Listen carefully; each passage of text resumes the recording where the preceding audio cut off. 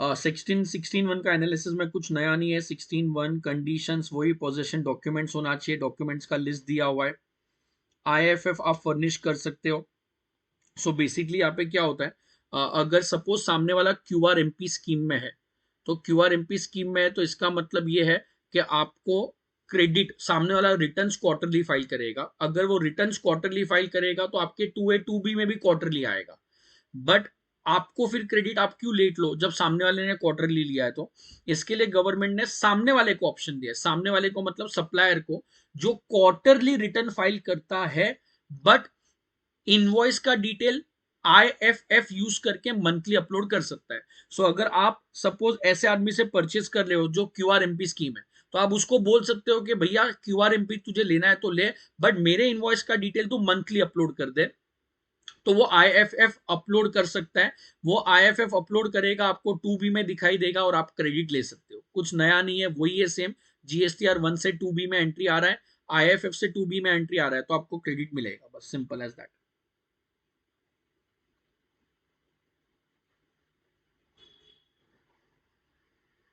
Okay, then goods और service receive होना चाहिए, बिल टू शिप मॉडल में डीम्ड रिसीव पे बेसिस पे आपको क्रेडिट मिल जाएगा, कुछ नया नहीं है। Details of ITC shall be communicated to registered person in under section 38 not restricted. ये पढ़ रहा हूं मैं वापस से, मॉड्यूल पेज नंबर 8.21 पे। So on module page number 8.21, section 38 stipulates that the details of outward supply furnished by registered supplier in GSTR 1 using IFF and auto-generated in statement containing detail of ITC is made available to recipient every month. This is auto-generated statement 2B. GSTR 2B contains detail of inward supply on which ITC is available to the recipient. ITC cannot be availed whether wholly or partly by the recipient. Section 38 stipulates that ITC cannot be availed in case where the detail of outward supply has been furnished by a specified registered person. Accordingly, ITC will not be available in respect of inward supply, the detail of which have been furnished by a registered person who is a new registrant. Specified period taking registration will be prescribed for this purpose, who has defaulted in payment of tax, where output tax payable under GSTR 1 exceed the output tax under GSTR 3B for a prescribed time period, who has availed ITC on amount that exceed the credit that can be availed in 3B, and who has defaulted in discharging liability in accordance with 86B or other specified class of person. सो मुझे ये क्या बोलना चाह रहा है, rule number section number 16 subsection 2 का B है, वो मेरे को बोलता है कि सामने वाला अगर 1 अपलोड करेगा तो आपके 2B में एंट्री आएगा, 2B में एंट्री आएगा तो आप उसका क्रेडिट लोगे। 2B में अगर सामने वाले ने कुछ केसेस में 1 अपलोड किया है तो भी आपके 2B में वो नॉन एलिजिबल क्रेडिट में जाएगा। सेकेंड पैराग्राफ पढ़ रहा हूं, GSTR 2B contains detail of inward supply on which ITC is available to recipient as well as on which ITC cannot be availed by the recipient wholly or partly.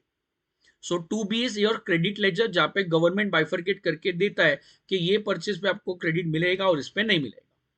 Section 38 stipulates that ITC cannot be availed in case where the detail of outward supply has been furnished by the specified registered person. तो सामने वाले ने 1 upload किया है but फिर भी आपको ITC नहीं मिलेगा।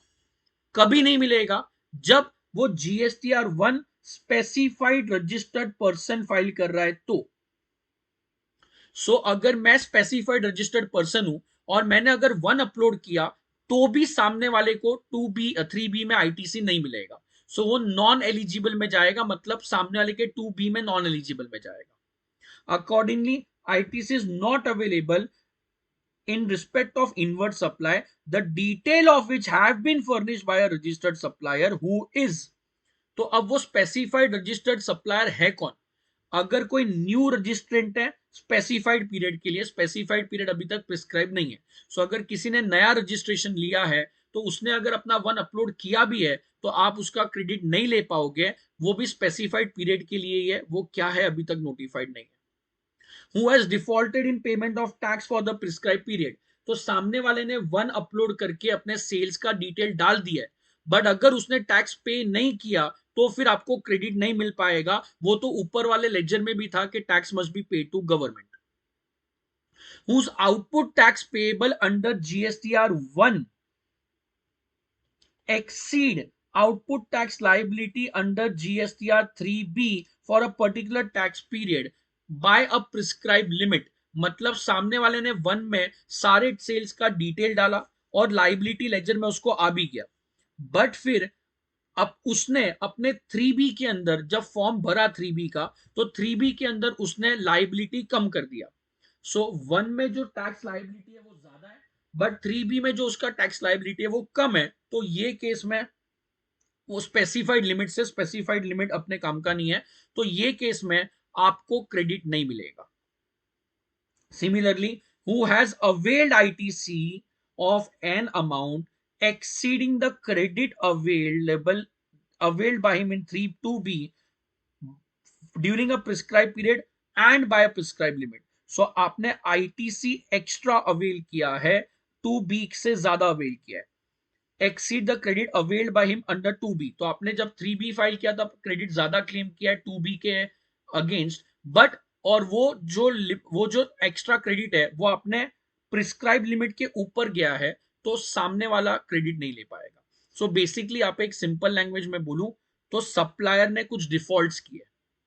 अगर सप्लायर जो है वो डिफॉल्टर है और उसने अपना वन अपलोड किया, तो सामने वाले को क्रेडिट फिर भी नहीं मिलेगा। पहले क्या था, मैं वन अपलोड करता था तो सामने वाले को 2A 2B में एंट्री आ गया, सामने वाले के 2A 2B में एंट्री आ गया, मतलब वो क्रेडिट बिंदास ले सकता था। अब गवर्नमेंट बोलता है नहीं चलेगा, अगर सप्लायर ने अपना वन अपलोड नहीं किया है तो क्रेडिट मिलता ही नहीं है। वन अपलोड किया है बट वो सप्लायर डिफॉल्टर है, सप्लायर डिफॉल्टर है मतलब क्या, वो न्यू रजिस्ट्रेंट है, तो थोड़े टाइम के लिए आपको नहीं मिलेगा। अगर मैंने वन में सेल्स का डिटेल डाला बट बाद में टैक्स पेमेंट का डिटेल नहीं डाला या टैक्स पे नहीं किया, तो सामने वाले को क्रेडिट नहीं मिलेगा। यहां पे सप्लायर ने वन अपलोड किया है बट वो डिफॉल्टर है, सो मैंने न्यू रजिस्ट्रेशन लिया है, मैंने वन में डिटेल डाला है बट टैक्स पे नहीं किया, मैंने जो वन में सेल्स डाला था 3B में जब मेरे को एक्चुअल टैक्स पेमेंट के लिए आया तो मैंने उधर सेल्स कम बता दिया। सो वन में सेल्स ज्यादा है, 3B में सेल्स कम है और ये प्रिस्क्राइब लिमिट से ज्यादा है, तो आईटीसी सामने वाले को नहीं मिलेगा। मैं डिफॉल्ट करो बट फंसेगा सामने वाला। मैंने क्रेडिट लिया है, who has availed ITC that exceed the credit that can be availed by him as per 2B, तो मैंने अगर क्रेडिट ज्यादा लिया है, प्रिस्क्राइब लिमिट से ज्यादा लिया है 2B के कंपैरिजन में, तो मैं डिफॉल्टर हूं, सामने वाला क्रेडिट नहीं ले पाएगा। Who has defaulted in discharging tax liability in accordance with the provision of section 49(12) read with rule 86B, that is who have discharged more tax liability from electronic credit ledger than prescribed, मतलब अगर मेरा liability laser में 500 रुपया था और मैं credit ledger में से सिर्फ सपोज 490 यूज कर सकता था, अज्यूम करो मैं आउटपुट टैक्स 590 था, क्रेडिट लेजर में 490 यूज कर सकता था, बट मैंने 491 यूज कर लिया, तो अगर 86B के हिसाब से मैंने ज्यादा क्रेडिट लिया है, तो मेरा जो बायर है, मतलब मैंने जिसको माल बेचा है, वो उसके ऊपर क्रेडिट नहीं ले पाएगा। 86B क्या है वो आगे आ जाएगा 49 में, and other specified class of person, तो अपने काम का नहीं, बराबर है। So rule section number 16 subsection number 2 clause number BA, section 16 two BA मुझे क्या बोलता है, मुझे ये बोलता है कि सर आपने वन फाइल किया है, सामने वाले के 2A 2B में अगर आ जाएगा तो वो क्रेडिट ले लेगा, बट अगर आपने वन फाइल किया है और आप अगर डिफॉल्टर हो तो सामने वाले को क्रेडिट नहीं मिलेगा। इवन तो आपने वन फाइल किया है, उसके 2A 2B में आ रहा है, फिर भी आप क्रेडिट नहीं ले सकते। ऐसा कभी होएगा जब सप्लायर डिफॉल्टर है, मतलब न्यू रजिस्ट्रेंट है, but specified period from taking registration, मतलब ये लाइफ टाइम के लिए डिसअलाउड नहीं है, स्पेसिफाइड पीरियड के लिए। मैंने 1 अपलोड किया बट टैक्स पे नहीं किया तो सामने वाला क्रेडिट नहीं लेगा। मैंने 1 में ज्यादा लाइबिलिटी बताया था बट टैक्स पेमेंट 3B में कम लाइबिलिटी बता दिया। मेरे 2A में क्रेडिट 2B 2A में क्रेडिट जो था उससे मैंने ज्यादा क्रेडिट क्लेम कर लिया, या मेरे को जो टैक्स भरना था क्रेडिट लेजर यूज करके वो क्रेडिट लेजर में मैंने एक्स्ट्रा यूज किया है 86B के हिसाब से, तो सामने वाले को क्रेडिट नहीं मिल पाएगा। So that is your 16 2BA।